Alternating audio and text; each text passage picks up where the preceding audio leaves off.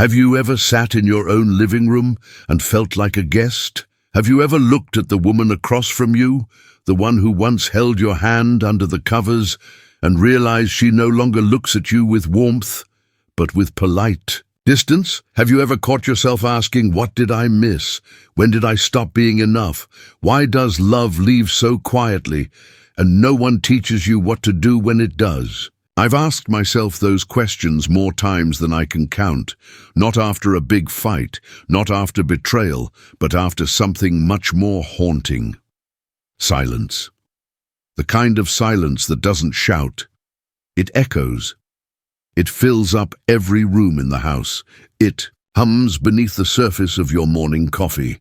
It's in the way she passes you in the hallway without touching your arm. It's in the way she says, "Good night," and it sounds more like goodbye. People talk about heartbreak like it's a dramatic event, but the kind that truly breaks you is slow, undetectable.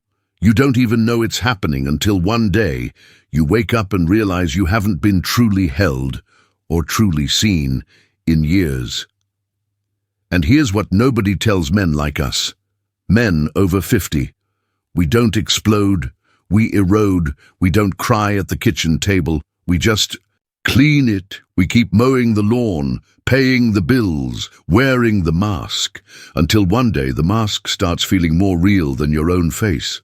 And what's worse, when she finally does leave, you don't even chase her, because some part of you believes you deserved it, that maybe you are unwanted, unnecessary, unlovable. But what if I told you it wasn't her rejection you've been living with all these years? It was your own. You see, Carl Jung believed there's a part of us, a hidden self, that we exile early in life, the soft part, the emotional part, the boy who once needed love without earning it. And when that part is buried long enough, we start attracting people who mirror our abandonment, not because we're cursed, but because we're being called home. You were never unlovable. You were just living from the version of you that forgot how to be seen. And the truth is, he's still in there. The man who laughed freely, who once cried and didn't feel ashamed, who once walked into a room and believed he belonged there, that man is not gone. He's just waiting, behind the silence, beneath the years, inside the shadow you've tried not to look at. And that's why I'm here, not to give you a 10-step guide, not to sell you hope in a bottle, but to walk with you step by step back to the place inside you that never stopped. Deserving love. If you've ever felt invisible, stay with me. The story I'm about to tell isn't just about her leaving. It's about what happens when a man finally returns to himself. His name was John. We met at a men's group in Oregon, the kind where most guys show up quiet, arms crossed, like they're not sure if they're allowed to feel things anymore. John was 62, retired firefighter, 2 adult kids, mortgage paid. Wife of 35 years. If you looked at him, you'd think, that's a man who did everything right, and that's exactly what he thought too. Until the morning he came down to the kitchen and found her letter. It was folded neatly, placed right next to his coffee mug, the one she used to refill without asking. 5 words, written in her careful, deliberate script. "I can't do this anymore." That was it. No explanation, no shouting, no goodbye kiss. He told me later, "I don't think she even hated me. I think she just stopped trying." That morning, he didn't chase after her. He didn't call, he didn't pack a bag or try to fix anything. He just sat at the table for hours, reading those 5 words like they were written in a foreign language. And here's the thing that broke me when he told his story. He wasn't surprised. He said he had felt it for years. The shift, the coldness that moved in between them like fog, the way she'd stopped laughing at his jokes, stopped reaching for his hand in the car, stopped talking about someday. At first he thought she was just tired or stressed, but eventually he realized something far worse. She wasn't just unhappy, she was alone, even with him in the room, and she wasn't the only one. John had been lonely too. He missed her, even when she was lying beside him. He missed being seen, not just as the provider, the handyman, the dependable rock, but as a man, a soul, a heart that still needed connection. But here's the part that hit home. He never said a word. Not once. He didn't tell her when he felt invisible. He didn't ask for more affection. He didn't even cry when their daughter moved out and the house went quiet. Instead, he did what many of us were taught to do. He kept busy. He stayed silent. He manned up, and in doing so, he slowly vanished from his own marriage. John didn't cheat. He didn't yell. He didn't walk away. He simply stopped showing up emotionally. And she eventually followed his lead. John said something that still haunts me. He said, "I think I broke her heart, not by hurting her, but by never letting her see mine. And that is a wound no apology can reach." When I heard his story, I realized something painful. Sometimes the most devastating breakup isn't the one where she walks out. It's the one where you never showed up. And that's what I want to talk about next, because the truth is, this isn't rare. This happens to men every day. Not because they're bad, but because no one ever taught us how to speak the language of our own hearts. But if we can learn to listen, not just to her, but to ourselves, maybe, just maybe, it's not too late. There's a concept from Dr. John Gottman's research that explains what happened to John and to so many men like him. It's called stonewalling. And no, it's not about being rude. It's not about yelling or slamming doors. It's about shutting down. Stonewalling happens when one partner, often the man, becomes so emotionally overwhelmed or so afraid of conflict that he goes silent. He listens maybe. He nods. But inside, he's already checked out. There's no eye contact, no emotional response, no vulnerability, just a wall. You don't argue, you don't engage, you endure. And while the outside world might praise you for being calm or level-headed, your partner, the woman who once trusted you with her soul, feels like she's speaking into a void. John never hit, he never cursed, he never raised his voice. He thought that made him a good man, and in many ways, he was. But what he didn't realize, what no one taught him, is that silence can be just as loud as violence. Because to a woman who longs to be seen, emotional absence feels like abandonment. You may still be in the room, but if your presence is hollow, she'll eventually stop reaching for you. Gottman's research calls stonewalling one of the 4 horsemen, the behaviors that predict divorce with over 90% accuracy. It's not shouting or fighting that ends a marriage. It's the absence of emotional connection. Over time, the woman stops expressing her needs, not because she doesn't have them, but because she no longer believes you'll hear them. And when she stops trying, that's when most men start noticing. But by then, it's often too late. You see, we grew up in a culture that rewarded the strong, silent type, the stoic man, the provider, the fixer. We were told, don't be too emotional. She just wants you to listen, not cry. If you keep it together, she'll respect you. But here's what we weren't told. Emotional distance doesn't make her feel safe. It makes her feel alone. And in a marriage, aloneness is death. The truth is, presence isn't about being in the house. It's about being in the moment, with her, with yourself. John thought he was protecting her by keeping his feelings buried. He didn't want to burden her. He didn't want to seem weak. But love, real love, requires something terrifying: exposure, the willingness to be seen not as perfect, but as real. When I first learned about stonewalling, I felt indicted because I'd done it too. I thought I was keeping the peace, but what I was really doing was disappearing. Silence might feel safe to you, but to her, it sounds like rejection.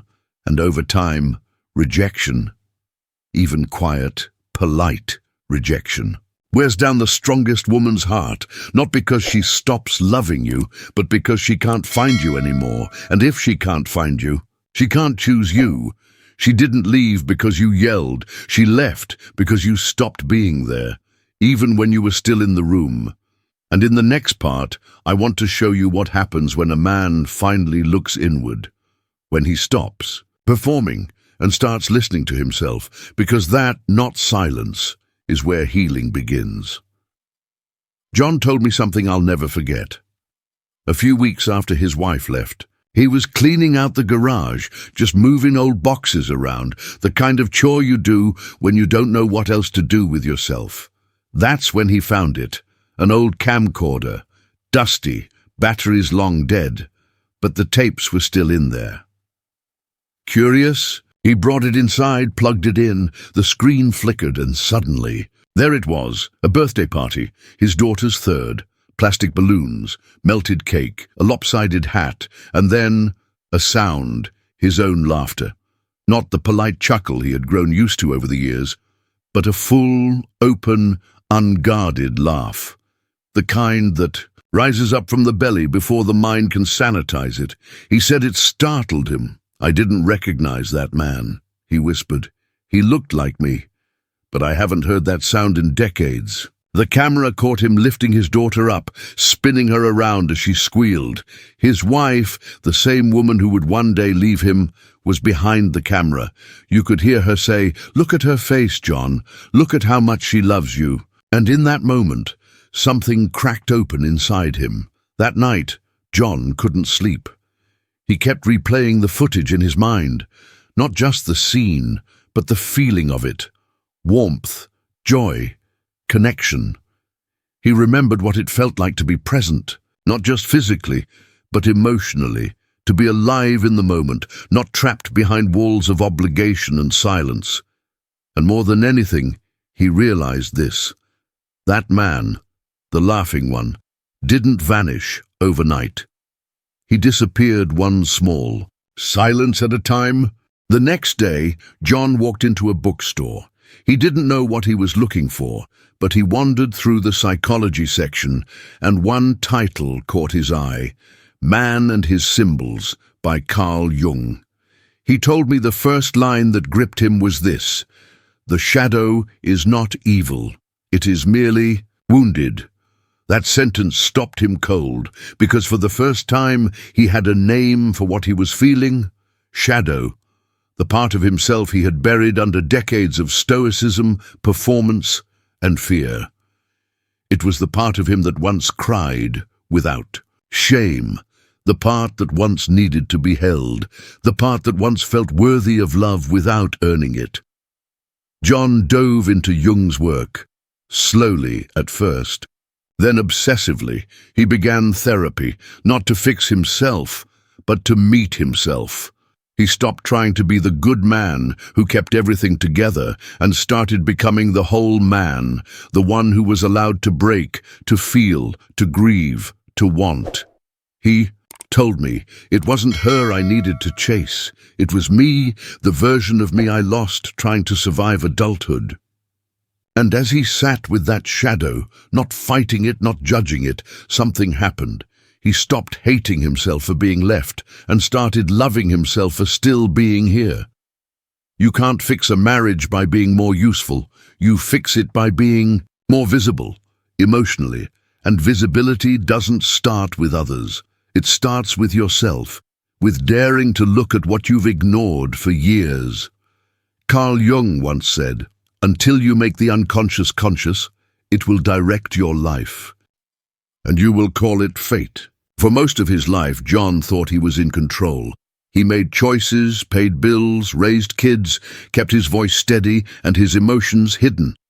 He thought that was strength. But what Jung taught him, and later what he lived, was this: there's another man living beneath the man you show the world, and that man holds everything you've ever exiled. And the truth is, sometimes the saddest thing isn't that she left. It's that you never showed her the parts of you worth staying for, because no one ever showed you how to love them first. Jung called that the shadow. Jung called it the shadow, the unconscious, part of the psyche that contains your suppressed emotions, wounds, fears, and instincts. It's not the evil version of you, it's the forgotten one. The boy who cried when his dad ignored him, the teen who longed to be held after his first heartbreak but was told to toughen up, the man who buried his grief because no one ever taught him what to do with it. John began to see how his whole life had been about escaping the shadow, pretending he didn't need anything, anyone.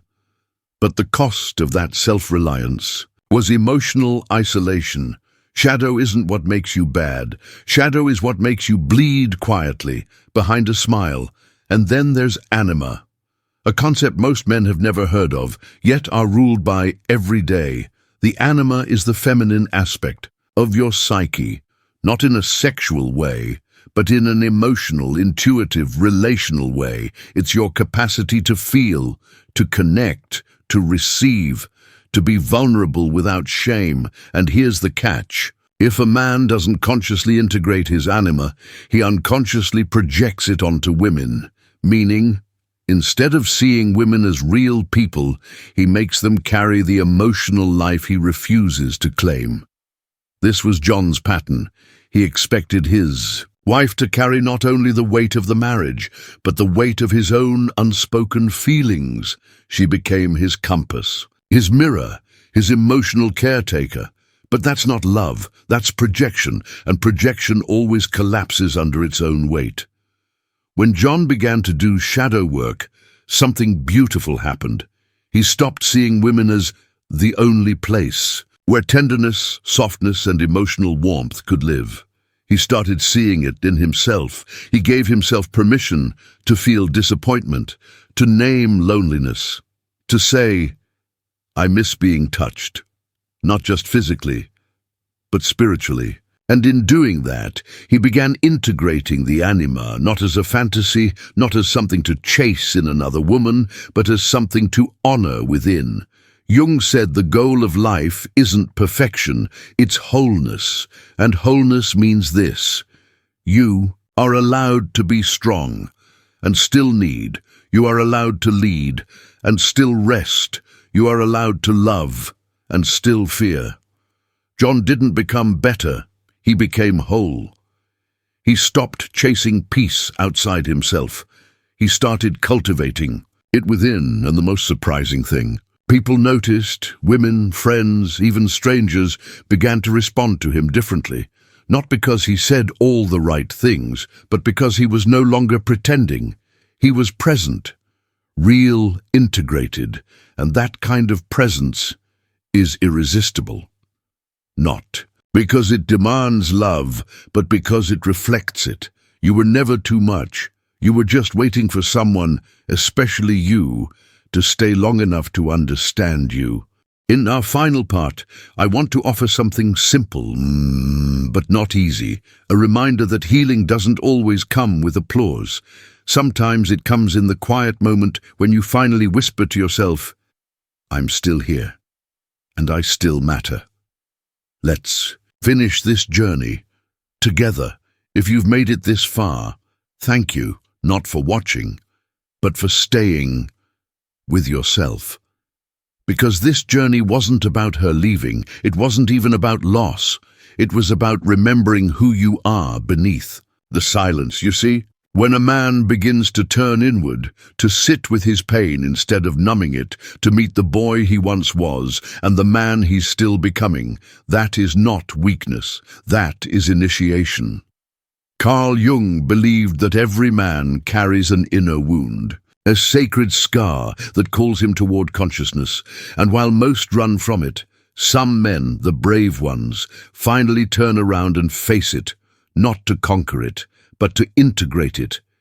Because the truth is, you were never too old, never too late, never too broken, just hidden, behind duty, behind distraction, behind the idea that if you were quiet long enough, strong enough, small enough, someone would stay. But you don't need to shrink to be loved. You only need to return. Return to the parts of you still waiting for warmth. Return to the man who laughs with his whole chest. Return to your own damn name. If you've ever felt invisible, type it in the comments. I'm not unlovable. I'm just unfinished. Let's finish this journey together, because the man you're becoming is the man you were always meant to be. If you've made it this far, thank you, not for watching, but for staying with yourself. Because this journey wasn't just about her leaving. It wasn't even about loss. It was about remembering who you are beneath the silence. You see, when a man turns inward, when he sits with his pain instead of hiding it, when he stops chasing approval and starts offering presence, that's not weakness. That's power. Carl Jung believed every man carries a wound, but not every man answers its call. Some run, some numb, but a few, they stay, they face it, and in doing so, they rise. So here's what I want you to do. If any part of this story felt like your story, drop a comment below and say, I'm not unlovable, I'm just unfinished. That one line, it might be the bridge for another man out there who needs this message right now. Someone who feels too late, too broken, too far gone. And if you know a friend, a brother, a father, or even your younger self, someone who's been wearing the mask too long, send him this video. It might not change everything overnight, but it might change something. And sometimes that's all it takes to begin again. Let's keep walking together.